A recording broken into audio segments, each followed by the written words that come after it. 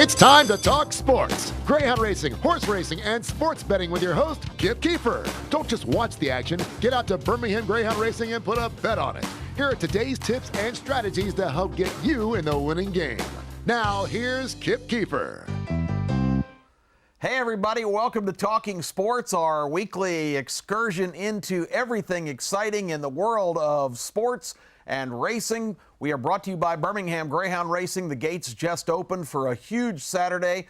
The Travers Stakes from Saratoga is the highlight event. We'll have a pick for you later in the show on that big race. But with the business at hand, legend is Could It Be True? And I bring in the legend here, our esteemed co-host and expert on the SEC. Could it be true? Is it just 1 week away? 1 week away. Christmas, ladies and gentlemen. The presents are underneath the tree. We're fixing to unwrap them. It's going to be great. And it's amazing that we wait all summer. It just seems like it never gets here. And now it's upon us. There will actually be games being cranked up this time next week. Yeah, it's going to be awesome right here on Talking Sports. You can get your picks, your college picks, your pro picks, get that money right, get that power bill paid, get that woman paid, get the year started off right, Kip. It's going to be fantastic. All right, we're going to have a short segment to start because we got a special guest coming up. But one of our favorite segments on the show is SEC Gossip, which is called Shut Your Mouth!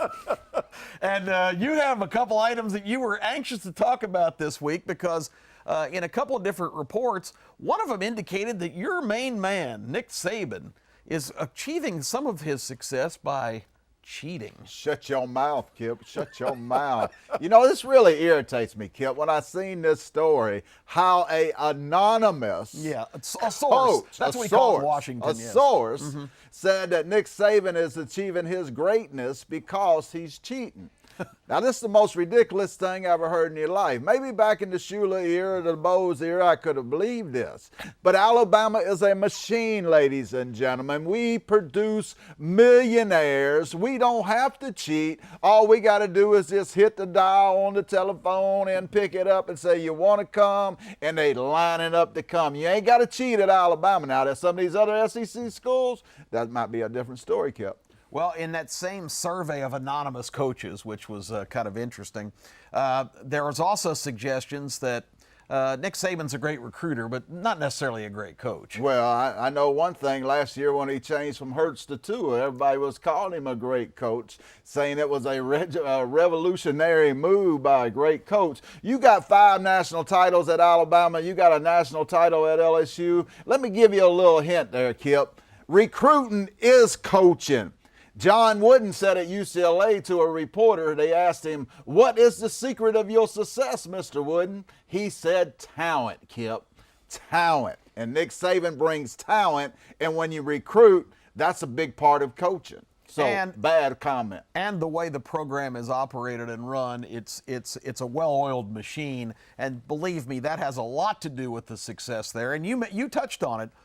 He won a national championship at LSU. Les Miles had a good run of success, but and certainly he reached the pinnacle as well. But ever since then, it's not necessarily just easy to walk and put on the purple hat and win there. No, as we found out lately. It's about talent. You win in sports because of talent. Why is Tennessee going to be garbage this year? Lack of talent.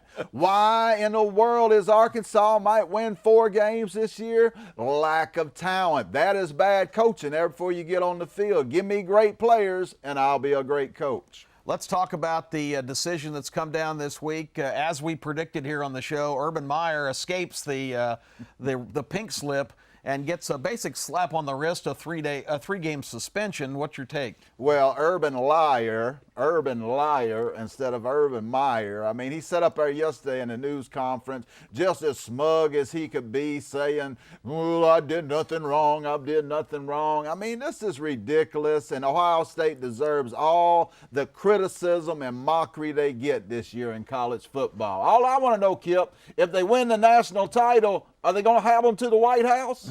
I don't know. We'll see. I guess you know, the takeaway of this is Urban Meyer could have handled the situation better, but it looks like it could have been handled better at a lot of different levels. So I don't necessarily disagree with him not losing his job, but I don't really like the sanctimonious, I did nothing wrong. Take your medicine, say, look, we could have done this better, we could have handled this better, this guy should not have been on our staff, but don't sit there and act like you've been wronged and you're unjustly being punished.